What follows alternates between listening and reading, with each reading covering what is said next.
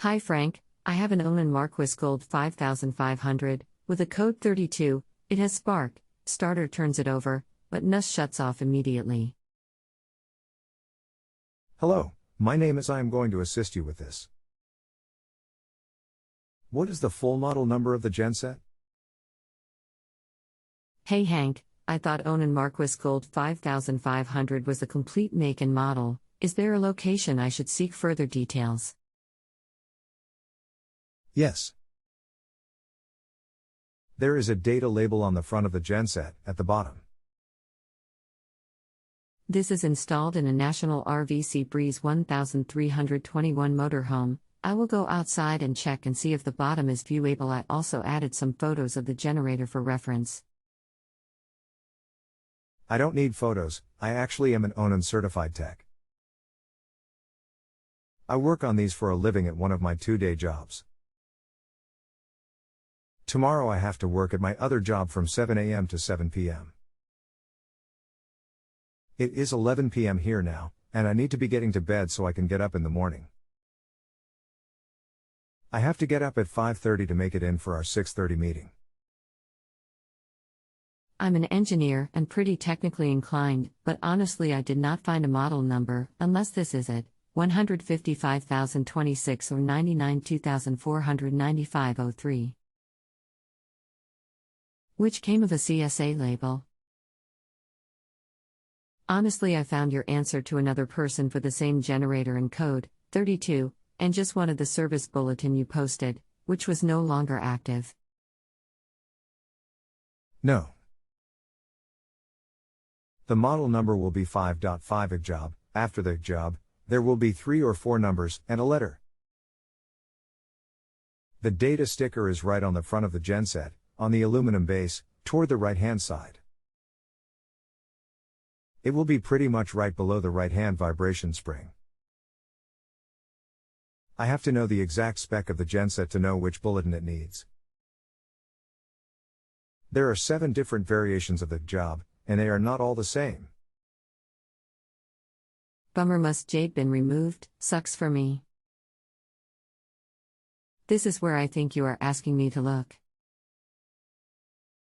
There is one condition that all 7 versions have in common for a cause of code 32, and it happens to be the most common cause. Let's go with it.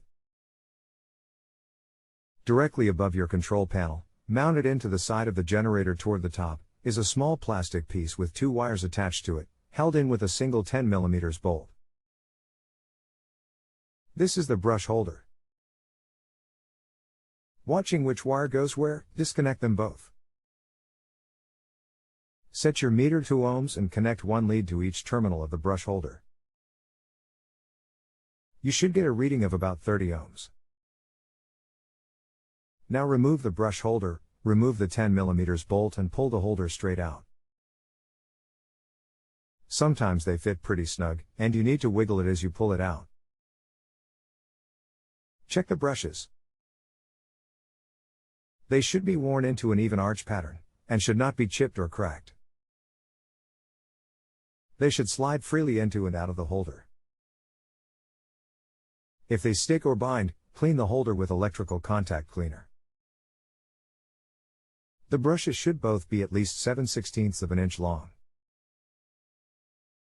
Now look inside the hole where the holder was. You will see 2 metal bands that the brushes ride against. These are the slip rings. The slip rings are made of copper, and should be fairly shiny. You will see the wear pattern from the brushes on the slip rings. The wear pattern should be pretty well centered vertically on the slip rings. If one or both brushes are riding off the edge of the slip rings, this is a serious issue that must be addressed.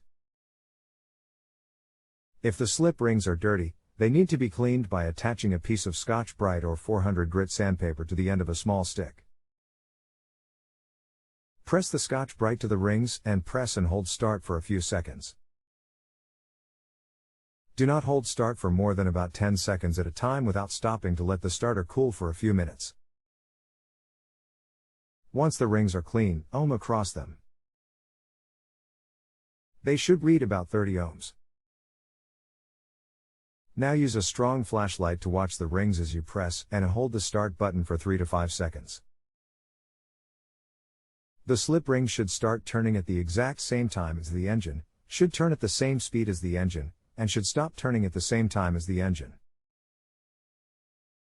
If they do not, you have a drive issue that we must diagnose.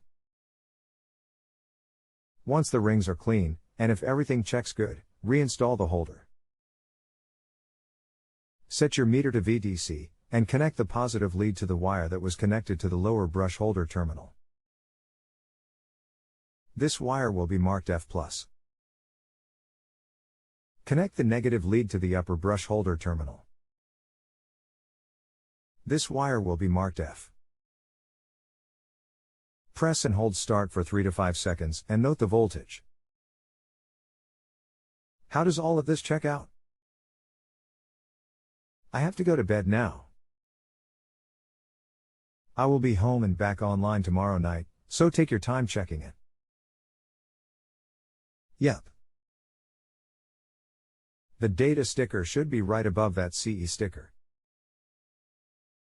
I appreciate the guide, we'll check into it, thank you and good night.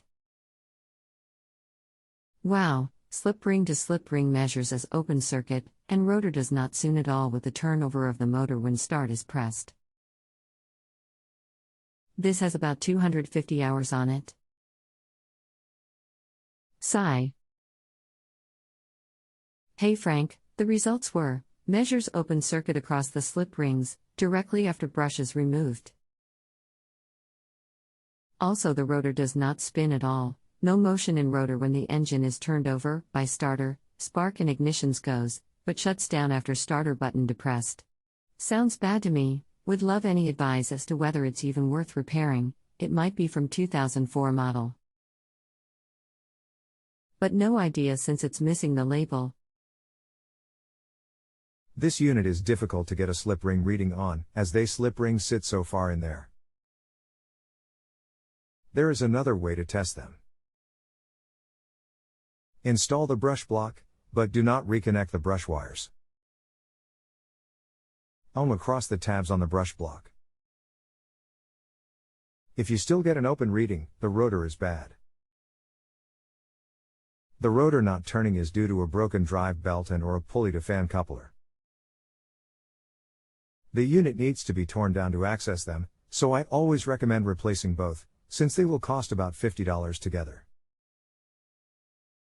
Even if the rotor is bad, this unit is definitely worth repairing. Either one of these issue, broken drive system or bad rotor, is a major job to repair. The genset needs to be disassembled to fix either. The drive system is located under the genset, inside the plastic pan. For either repair, the pulley must be pulled off the rotor.